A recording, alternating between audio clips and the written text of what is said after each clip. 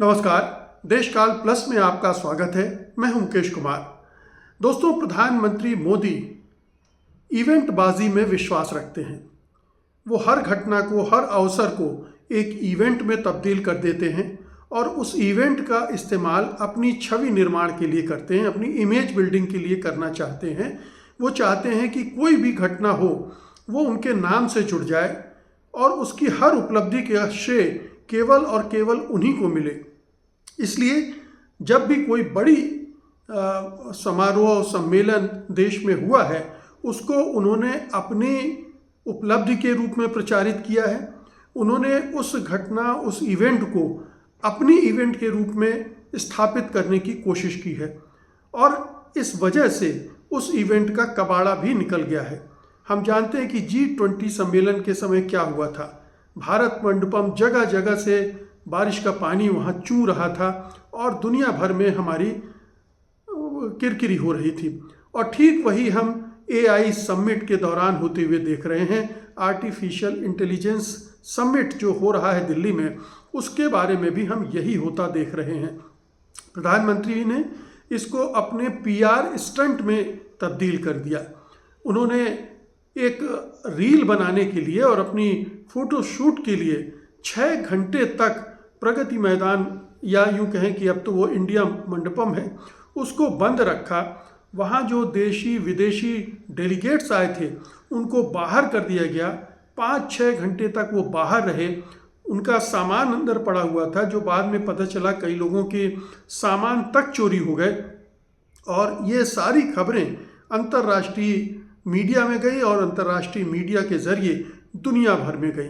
तो प्रधानमंत्री की दिलचस्पी इस इवेंट को भारत के फायदे के लिए इस्तेमाल करने की नहीं थी, अपनी इमेज बिल्डिंग के लिए इस्तेमाल करने की थी। इसलिए उन्होंने इसकी परवाह नहीं की।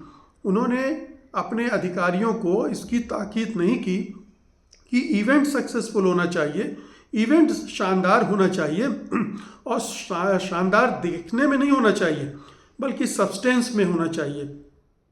इसीलिए कहा जा रहा है कि इस जो ये इवेंट है AI समिट वाला, उसमें सब्सटेंस कहीं दूर रह गया और स्पेक्टिकल भर हावी हो गया और उस स्पेक्टिकल की चूंकि तैयारी नहीं थी, इसलिए उसकी हवा निकल गई।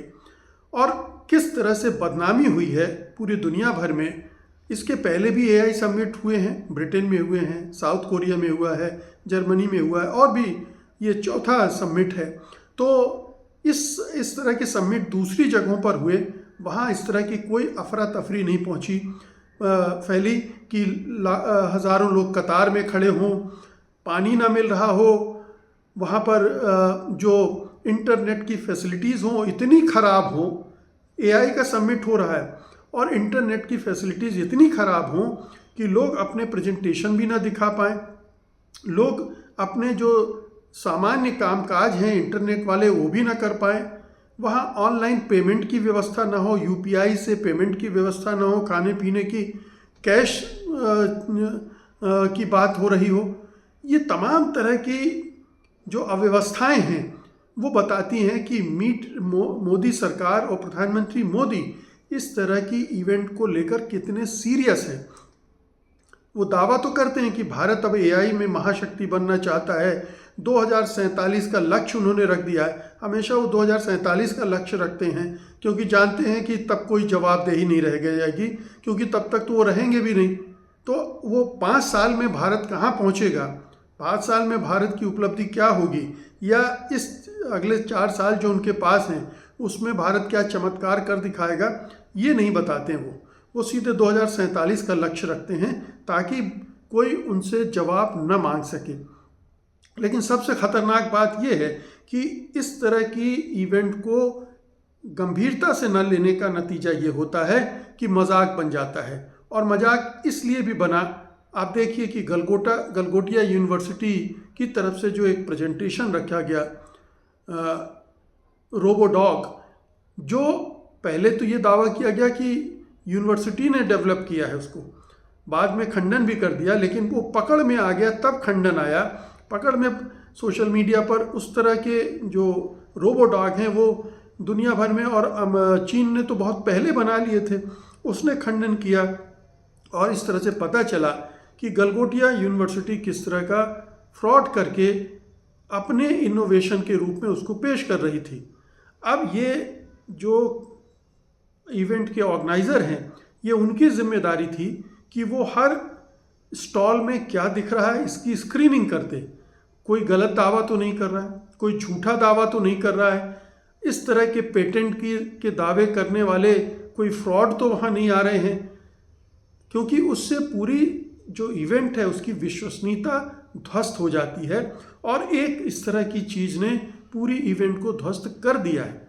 अब बेशक अश्विनी वैष्णव माफ़ी मांग रहे हैं, क्षमा मांग रहे हैं, बोल रहे हैं कि आगे ध्यान रखा जाएगा, हमने तो एक्सपेक्ट ही नहीं किया था कि इतने लोग आ जाएंगे। आपने एक्सपेक्ट क्यों नहीं किया था? इसका मतलब है कि आपकी सरकार इस मामले में फिसड्डी है, वो ये इस तरह का फोर्स ही कर ही नहीं सकती है, देख नहीं सकती कि इस घटना को लेकर कितने लोग उत्सुक हो सकते हैं और अगर भीड़ उमड़ती है तो उसका मैनेजमेंट कैसे किया जाएगा। आपने उस इवेंट को विराट बनाने के चक्कर में उसको अव्यवस्थित कर दिया, अराजकता फैल गई। ये पूरी जो मिसमैनेजमेंट है ये बताता है कि भारत सरकार, मोदी सरकार इस तरह की इवेंट को ऑर्गेनाइज करने में सक्षम ही नहीं है। बड़ी बड़ी इवेंट भारत कर ही नहीं सकता है, इनसे इस तरह का मैसेज जाता है, जबकि भारत सक्षम है, वो पूरी तैयारी के साथ कायदे से कर सकता है। लेकिन अगर उसमें मोदी जी हावी हो जाएं, मोदी जी का पीआर स्टंट हावी हो जाए और मोदी जी की अगंभीरता हावी हो जाए, जिसमें उनको इससे कोई मतलब नहीं है कि एआई के मामले में भारत इस इवेंट से क्या हासिल कर सकता है, क्या उसकी उपलब्धि हो सकती है, रील बनाने और अपने प्रचार के लिए इस्तेमाल करने का अगर उनका एजेंडा होगा तो हर इवेंट का हाल यही होगा, वही होगा जो पहले G20 का हुआ और अब इस इंडिया एआई समिट का हो रहा है। तो ये एक खतरनाक बात है। फिर इसी से जुड़ गया बिल गेट्स का विवाद कि आपने बिल गेट्स को क्यों बुलाया। बिल गेट्स हम सब जानते हैं कि एप्स्टीन फाइल्स में किस तरह से रचे बसे हैं, किस तरह की रंगरेलियाँ बनाने की उनके वीडियोस, फोटोज़ एप्स्टीन फाइल्स की तरह से निकल कर आए हैं।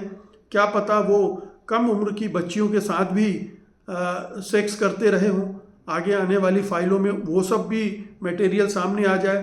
तो ऐसे एक कलंकित, दागी और विवादास्पद व्यक्ति को बुलाकर उसे की नोट स्पीकर बना देना, ये भी बताता है कि मोदी सरकार की जो भविष्य दृष्टि है वो कितनी कुंठित है। ऐसे व्यक्ति को इस सब चीज़ से दूर रखना चाहिए, लेकिन उन्होंने उनको बुलाया।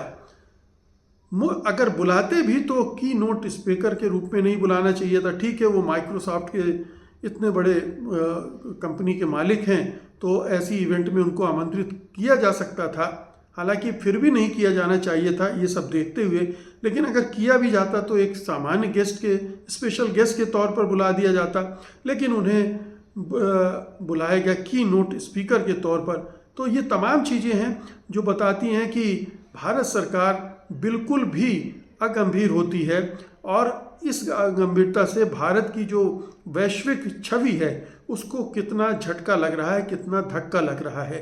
सिर्फ और सिर्फ मोदी जी का अपना जो आत्म प्रचार है, अपना जो अहंकार है, अपनी जो भूख है इतिहास में अपना नाम दर्ज कराने की और खुद चारों तरफ दिखने की, हर पोस्टर, हर बैनर, हर होर्डिंग में केवल और केवल मोदी दिखेंगे। एआई समिट छोटा सा होगा। आप दूसरे देशों में होने वाले एआई समिट के पोस्टर्स और बैनर निकाल के देखिए, उसमें आपको उन देशों के राष्ट्राध्यक्षों के शायद फ़ोटो भी ना मिले। पूरा फोकस उनका एआई समिट पर था और यहाँ पूरा फोकस मोदी जी पर है।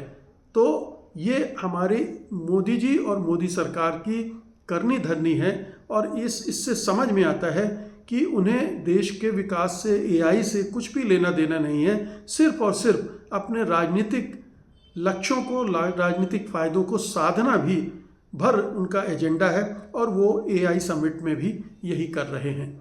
बहुत बहुत शुक्रिया आपका। धन्यवाद। नमस्कार।